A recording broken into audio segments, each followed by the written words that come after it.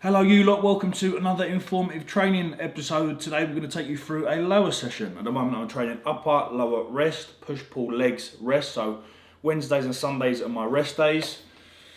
I'm just sitting here sipping on some MV with quite possibly the best tasting essential amino acid to date, the grape. I mean, I feel bad because KA grape is like the staple, the kind of the foundations of secondary school beverages, but this is unbelievable. So just a kind of a quick one before we jump into the computer, and I'll run you through my kind of programming. With my upper and lower sessions, I tend to kind of look at them as slightly more compound, slightly more density days, if you wanted to kind of put a label on it. And then when I go into the push-pull legs, it's slightly more intricate in terms of accessory movements. I just like to look at it that way. I think it's slightly more efficient. It allows me to get those big, bulkier, heavier compound exercises out of the way, and then have my rest on my Wednesday, rinse as much fatigue as possible, and wow, that looks very comfy. That's a very comfortable position to sleep in, Gunnar. So yeah, like I said, then we go into push-pull legs on the later stages of the week. Anyway, I'll leave you with TM Cycles now in the computer. Feel a bit discombobulated. I went for a nap and I woke up and it's pitch black. Circadian rhythm is all over the place. Second session of the week, we've got lower. Opened up with 3 sets of line hamstring curls, 1 set 8 to 10, 2 sets 12 to 15, just to get the glutes and hammies warm before we go and pull from the floor with a stiff leg deadlift. Just cues on this, make sure that when the hamstring's in the lengthened position here, that we're squeezing our glutes, as you can see. Trying to keep those hips glued to the pad as much as possible. I feel like it's a particular movement that is butchered quite a lot. And also feel free to kind of break it down in your head. Hamstrings in the lengthened, squeeze the glutes, and then go into the curl. And then like with most movements, when you break them down, when you feel comfortable, you can kind of do it in one motion. But this is the first time that I've programmed in stiff leg deadlifts. I think I've just got so comfortable with pulling from the floor with the pendlay rows. I just feel like the contraction in the hamstrings, glutes and lower back, fantastic exercise for anyone that wants to build their posterior chain or wants to switch things up a little bit compared to like a conventional deadlift or a deficit deadlift, or maybe if they're RDLing. Like I used to RDL a lot in off seasons, and I connect with this movement really, really well.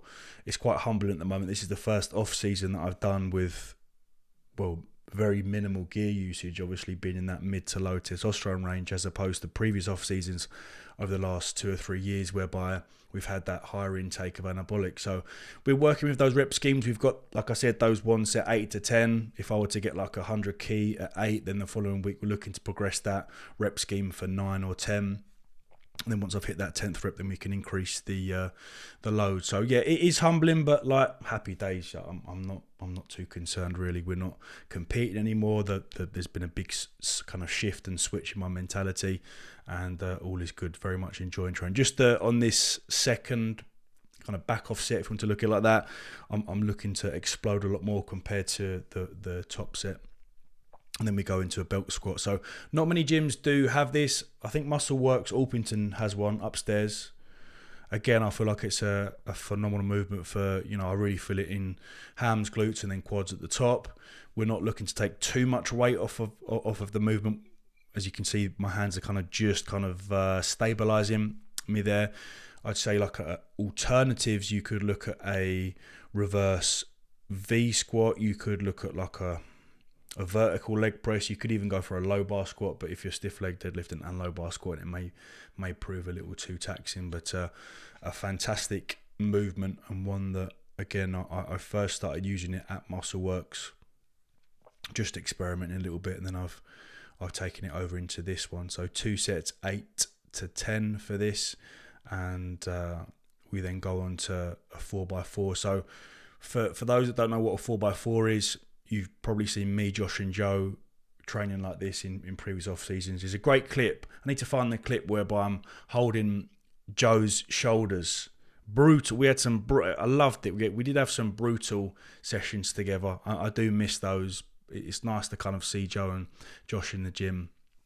I hope we can kind of get a a few more sessions together into the new year. But a 4x4 is essentially, it's one set, but inside that set is 4 sets of 4 reps. So I'll do 4, as you can see here, I'll do 4, rest for 10 seconds, 4, rest, 4, and then finish with the 4. It's a really nice way to get some volume in, really nice way to apply a lot of stimulus and hit that particular set with as much maximum intensity, as opposed to, if we look at it, it's like 4, 8, 12, 16. So it's 16 reps on a leg press. And usually you could do like one set 6 to 8 and then one set 8 to 10.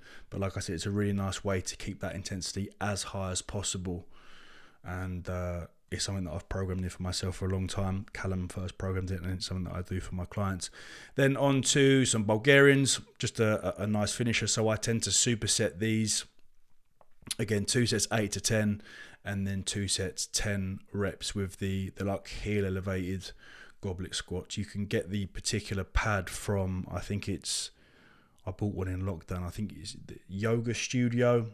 If you don't have a heel wedge or like foam, you can use some plates. I'd probably recommend a 2.5 to get that slight elevation, or if you want to go, if ankle mobility doesn't allow, then you can go for a thicker plate and grab a 20. But again, you've probably recognized that a lot of my movements I will just reset. So instead of like bouncing straight back up, I'm into the squat and then I reset. You'll see me do that with like the weighted lat pull up as well on my pull days. I think when it comes down to kind of butchering training and losing out on vital pieces of stimulus within the movement, I think resetting is a great way to ensure that we are getting maximum stimulus through the particular body part that we're training. But that is the lower session done for the week. Any questions, as per, please hit the comment section below. I shall see you tomorrow for a full day of eating. Hope everyone's on a lovely festive period, a lovely little festive break, and I'll see you soon. Thank you, good night. Much love.